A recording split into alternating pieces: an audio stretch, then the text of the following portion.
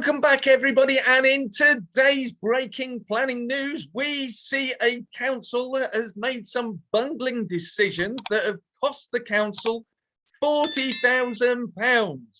Stay tuned to find out more. Welcome back, Linda. What an amazing story we've got today. A Bungling junior planning officer has forgotten to send cases to council committee for decision and entered the planning decisions he wanted on his own. Now, those decisions included approved Incy Wincy Spider, approved 1, 2, 3, 4, 5. Linda, can this really happen? What is the implications for the council? This is balmy. Oh, there are massive implications for the council, but you know, as a planning consultant, there are massive implications for the applicants. This is so unfortunate, and you know, it could really happen to anybody, but it's happened to Swale. It was actually an IT software junior officer, and I feel for him or her, because they've probably gone into hiding now or something. So I do feel for them. They were looking at the IT. They had a glitch in the IT software, and it wasn't actually Swale Council, because the administrative function is done for Swale Council by Mid Kent. There's a centralised admin function, and they were having a few glitches, so I understand, with the IT and the software. So what they were doing was they thought they were working on a test platform, and any decisions that and any information that they were putting in were dummies in all ways. Hang on, can we just wind this back 1 second? Are we saying the IT software was faulty or the staff were faulty? And are you saying the staff are dummies or the software's dummies?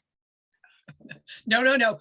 Woe betide me to say no. I mean, I honestly, poor things. This was really unfortunate, but it was a platform, and the decision notice that they were supposed to be doing were meant to be dummies. They were never meant to be processed. They were never meant to go out. Now, the fact of the wording that has been used by the junior person is unfortunate. It's highly uncircumspect, and yes, this will be a lesson for this person for the rest of their lives. They will check, double check and triple check everything that they ever commit to writing. If I can just share to screen, Linda, I mean, I really feel, and yeah, there's an animal sanctuary called Happy Pants Ranch.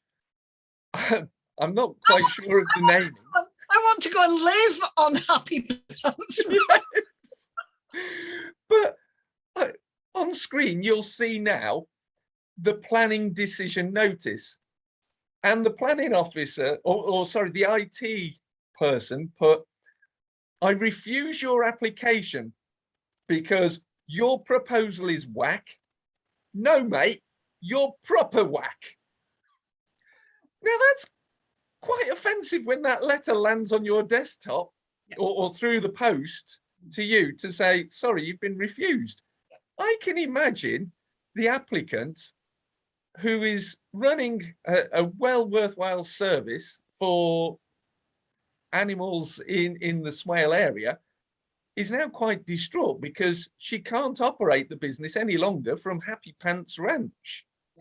Yeah, I mean, it's hilarious. This is the wording of this. Everybody is having a good laugh about, and you know, everybody's tittering away and saying, "Oh, how unfortunate! Oh no, poor Swale!" And you know, they've got all of this stuff that they've got to sort out now. But the fact is, you don't think about the applicant and this decision notice dropping in their email inbox or on their mat behind the door, and what that trauma does to them, and then it gets worse. I feel for these applicants because you know, they get this decision and they look at it and go, proper whack, or no, just don't, and all of these things, or they get something that is granted and it's been approved, but it's got these weird comments or just numbers, and they think, well, I don't understand what's going on. Now, the fact is, to look at it from the council's point of view, I'm horrified for the council, because the legal hoops that they are now going to have to go through are horrendous. Not only their own decisions. Well, it's not appealing. It's they're gonna. So I understand this is being put forward as the only way to deal with this, and it's not appealing. It's going for a judicial review to the courts, to have a judicial review on their and get their own decision rescinded, which is normally only done by objectors who object to an approval that's done by the council. So they're going to, as you said, one of those, Linda. I can understand why they want to repeal it, Linda. I mean, the Wheatsheaf pub, partial demolition, granted.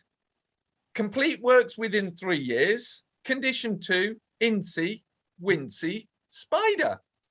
Now, I mean, you know, it's ridiculous. It was on the loopy fruit juice that day.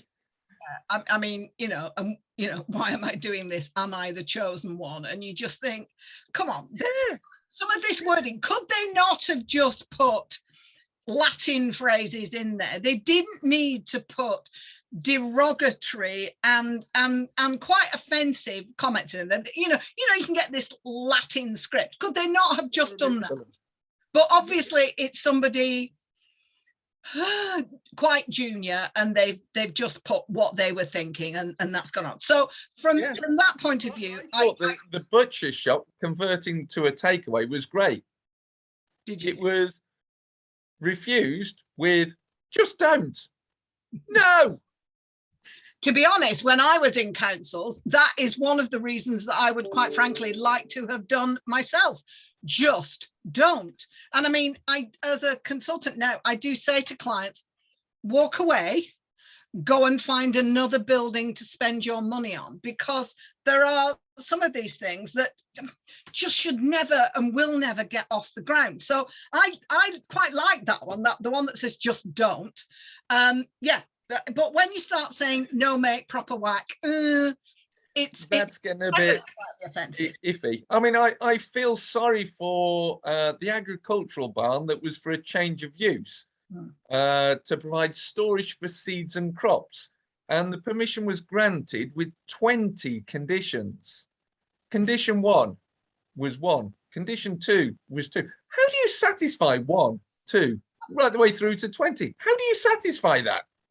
So I understand all of the applicants have been contacted and told that these are all in error, and the council have said that they will take action if any of the applicants take up these approvals. And so from how they would, I don't know. So from that point of view, the council are playing hardball, and even though it's their mistake, they're playing hardball, going back to the applicants and saying you can't act on these. So yeah, fair enough. I do feel for the council. I do feel for the fact that they've had someone in there who is IT, nothing really to do with planning, I don't suppose, from mid-Kent, and so it's not even one of Swale's officers. It's this conglomeration that does the administrative processes. So that's from the council's side of things. But equally from the council side of things, this is going to take time.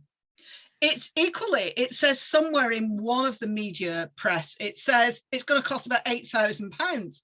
And I'm thinking, per case. Oh, really? It's going to cost at least £8,000. I suspect it's going to cost significantly more than that. So it's a shame that the council are going to have to go through all this. But the thing that really, really bothers me is the time. These applicants have submitted, and on the part of the applicant, these applicants have submitted these applications. They have a reasonable expectation that they will be dealt with in good time, although my experience of Swale is that they're not, and I will name and shame that they are not doing things in a timely manner. But the expectation with every applicant when you submit a planning application is that it will be dealt with in a timely manner. It's saying that in order to complete this whole judicial review process, it's going to take about 3 months. So from the applicant's point of view, and we all know that time is money, although in Happy Pants case, it's a bit more serious than that. You know, they're trying to care for animals. So I would have said that the council might be offering some sort of leeway, certainly in the Happy Pants case, because of this. But the applicants are expecting a timely decision. Not a silly decision, a timely decision. They are now going to have to wait. So as a planning consultant, what would I be advising my clients? Correct. Do you resubmit the application? And if it's going to take 3 months, it's going to take you to Christmas and beyond. Well, think about it. It's going to take them 3 months to unwind this decision. And then you've got the planning process another 3 months when the world of the great and the good want to poke their nose in at that point. Oh, yeah. And you might have the world's press on the doorstep. I mean, see, my understanding is that this happened mid-August. So I know the press have only just kind of picked it up in September, but I would have hoped that as soon as this error, blunder, as the media are calling it, was realized, that they put in motion the legal procedure that they had to go through. But you don't know, because all of these things take time. I suspect they were consulting their legal team. They may have been consulting an external chamber of barristers to get this sorted. So I suspect nothing much has happened in the last 3 to 4 weeks. So that's another 3 to 4 weeks of not getting a decision by the applicant. Is there was a bank holiday and everybody was on holiday, even though they're working from home. They're all working from home. Slippers and pajama trousers. And some of them have got children who are, oh, please. I've heard every excuse in the book from councils in the last 18 months. Surely to God, we've got used to this by now. So this is the problem that I have. Looking at it from client side, my client would be coming to me and going, what the hell do we do now? So to be proactive, what do? Do you resubmit the application as soon as the error is found, which could have been 3 weeks ago? You could have found this. I would have been resubmitting a new planning application with a new planning application number and trying to get, if the council will communicate with you, trying to get some kind of acceptance on their part that this will now be fast tracked. Not that it will be given a decision that that the proposal doesn't deserve, but that at least it will be fast tracked and it will be dealt with quickly, hopefully before this whole judicial review process goes through and any of the previous 5 decisions are rescinded on judicial review. Because that's the only thing that I could possibly advise clients would be resubmit. Well, we all know Mid-Kent has the Eurotunnel train pass through it, and that's on a fast track. So perhaps they should chuck their application onto the back of a train to get it done quicker. So, yeah, so that's, it's very, very funny and very silly, and everybody's had a good laugh about it, but there are serious implications and ramifications, not just for the council and the legal work that they now have to do, because, planning, you can't just say, it was a joke and take it back or take it offline. It just doesn't work like that. They have to go through the legal hoops, and then you've got the clients, the applicants looking, going, well, what do we do now? So yeah, I feel for both sides, to be honest. Well, Linda, that's an excellent appraisal of what you should do if a council makes an error on your planning decision, about how to handle it, how to deal with it. And I think it probably leads into a follow-up to sort of say, if it ever happens to you, Linda is an expert. Reach out to her on LinkedIn, details below, and share with us your stories below if this has ever happened to you. We look forward to hearing from you with those stories.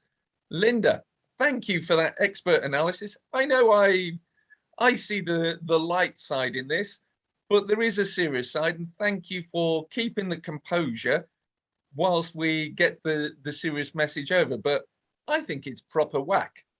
Really whack, mate.